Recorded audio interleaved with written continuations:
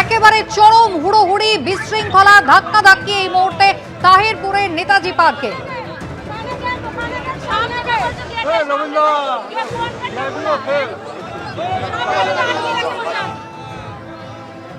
একেবারে প্যান্ডেলের একাংশ রীতিমতো ছিঁড়ে গিয়েছে, দেখতে পাচ্ছেন প্যান্ডেলের কাপড় ছেঁড়া, মানুষজন ব্যারিকেড টপকানোর চেষ্টা করছেন, দীর্ঘক্ষণ ধরে তারা অপেক্ষা করছেন। প্রধানমন্ত্রীর কপ্টার খারাপ আবহাওয়ার কারণে অবতরণ করতে পারেনি, তিনি দমদম বিমানবন্দরে ফিরে এসেছেন আর রীতিমতো অসহিষ্ণু হয়ে পড়েছেন এই মুহূর্তে যারা ওখানে নেতাজি পার্কে অপেক্ষায় ছিলেন প্রধানমন্ত্রীকে সামনে থেকে দেখবেন। প্রকল্পের উদ্বোধনের সঙ্গে সঙ্গে মতুয়া গড়ে এসে প্রধানমন্ত্রী কি বার্তা দেন, কতটা আশ্বস্ত তিনি করতে পারেন মতুয়াদের, তারই অপেক্ষায়। দেখো, দেখতে পাচ্ছ ভেতরে শুভেন্দু অধিকারী বক্তব্য রাখছেন এবং বাইরে এই মুহূর্তে প্রচুর বিজেপির কর্মী সমর্থক, তারা কিন্তু ভেতরে ঢুকতে পারছেন না। তাদের আক্রোশ, তাদের সমস্ত আক্রোশ পুলিশের বিরুদ্ধে, কারণ তাদের ধারণা যে পুলিশ ইচ্ছা করে গেট আটকে রেখে দিয়েছে এবং তুমি দেখতে পাচ্ছ প্রচুর লোক তারা দাঁড়িয়ে রয়েছেন। কিন্তু পুলিশের কাছে কড়া নির্দেশ, যেহেতু প্রধানমন্ত্রীর সভা, তাই প্রটোকল ভেঙে কাউকে ভেতরে ঢোকানো যাবে না। কলকাতা থেকে রওনা হয়েছিলেন প্রধানমন্ত্রী, কিন্তু ঘন কুয়াশার কারণে প্রধানমন্ত্রীর হেলিকপ্টারকে ফিরে যেতে হলো সেই কলকাতায়। তাহিরপুরের সভার পথে রওনা দিয়েছিলেন প্রধানমন্ত্রী, কিন্তু একেবারে তার হেলিকপ্টার অবতরণ করতে পারলো না খারাপ আবহাওয়ার কারণে, আর সেই জন্যেই কলকাতায় তিনি ফিরে এসেছেন। তিনি তার হেলিকপ্টার এখনো দমদম বিমানবন্দরেই রয়েছে এবং সম্ভবত সড়ক পথে প্রধানমন্ত্রী তাহিরপুর যাওয়ার চেষ্টা করবেন।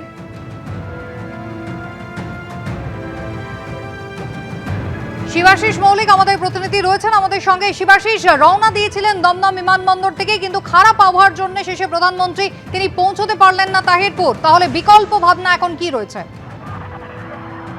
শুরুতেই তোমার বলে রাখি, কুয়াশার জেরে আপাতত প্রধানমন্ত্রীকে তাহিরপুর হেলিপ্যাডে কিন্তু অবতরণ করতে হয়নি। প্রধানমন্ত্রীর কথা দেওয়া হয়েছে কলকাতা বিমানবন্দরে। কলকাতা বিমানবন্দরে হেলিকপ্টারে রয়েছেন তিনি এবং হেলিপ্যাডে তাকে স্বাগত জানিয়েছিলেন শুভেন্দু অধিকারী, শ্রমিক ভট্টাচার্য, রাজ্যের বিরোধী দল নেতা বিজেপি, তারা একটু ফেরত চলে এসেছেন এবং এই মুহূর্তে আমরা দেখতে পাচ্ছি তারপরে জনসভার মঞ্চে তিনি সুকান্ত মজুমদার, শুভেন্দু অধিকারী, শ্রমিক ভট্টাচার্যরা তারা কথা বলছেন। রাষ্ট্রবাদী দেশপ্রেমিক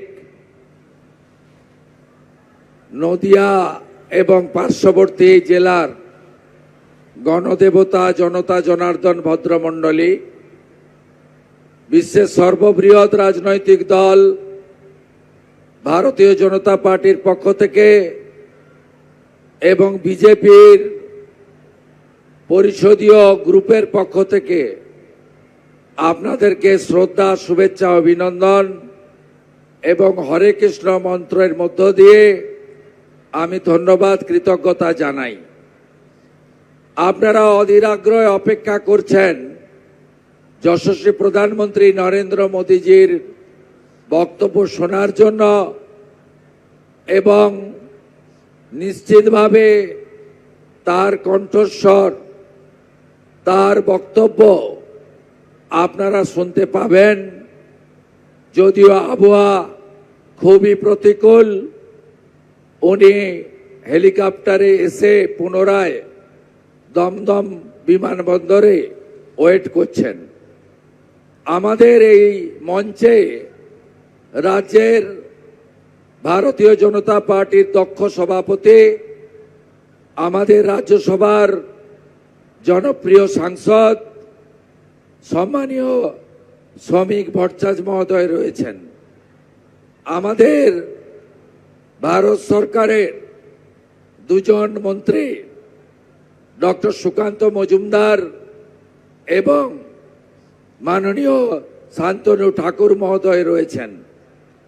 আমাদের এই সভাতে নদিয়া জেলার দুই সভাপতি অপর্ণা নন্দী এবং অর্জুন বিশ্বাস রয়েছেন।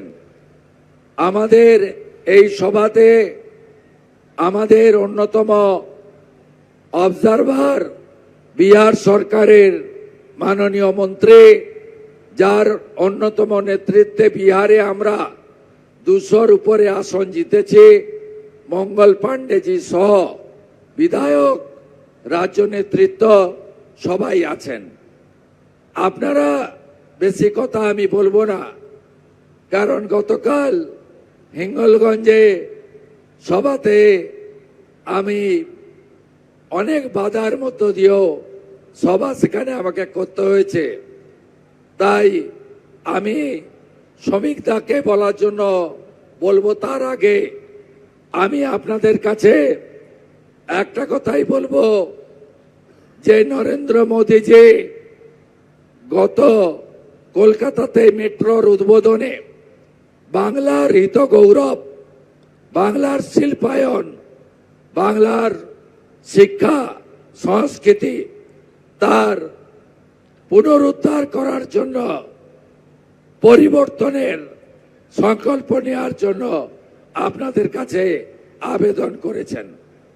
আমি আশা করব 26-এর নির্বাচনে আপনারা সেই পরিবর্তন পশ্চিমবাংলায় আনবেন এবং পশ্চিমবঙ্গ থেকে এই যে অপশাসন, কুশাসন, চুরি, দুর্নীতি, শোষণবাজ, তোষণবাজ সরকারকে আপনারা তুলে ফেলে দেবেন।